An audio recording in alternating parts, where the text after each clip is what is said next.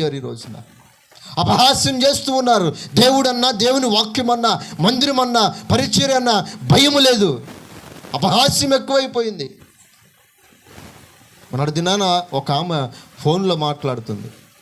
ఆమె కూడా మందిరానికి వెళ్ళేటువంటి ఆమె అంటుంది కదా, ఎవరు కరెక్ట్గా ఉన్నారులే, అందరూ అంతే ఉన్నారు, మనం చేస్తే ఏమైంది అంటుంది. ఏదంట ప్రార్థనకి వెళ్ళే వాళ్ళు అందరూ అంతే ఉన్నారు అంటుంది. చూడండి ఆమె ఆలోచన ఎలాగుందంటే మందిరానికి వెళుతున్న వారి మార్గం కూడా సరిలేదని చెబుతుంది. ప్రియులారా, ఆమె కూడా మందిరానికి వెళ్ళేది మరలా. అంటే ఇప్పుడు భక్తి ఏమైపోయిందంటే నామకార్థంగా మారిపోయింది. ఏదో టైం పాస్ అయిపోయింది భక్తి అంటే.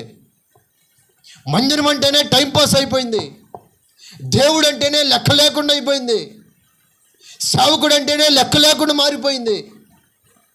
మోషే దినాల్లో ఇశ్రాయేలు ప్రజలు మాట్లాడినట్టుగా మాట్లాడుతున్నాడు. ఆ మోషే అనువాడు ఏమైపోయాడు మాకు తెలియదంట. వాడు వీడు అని మాట్లాడేస్తున్నాడు.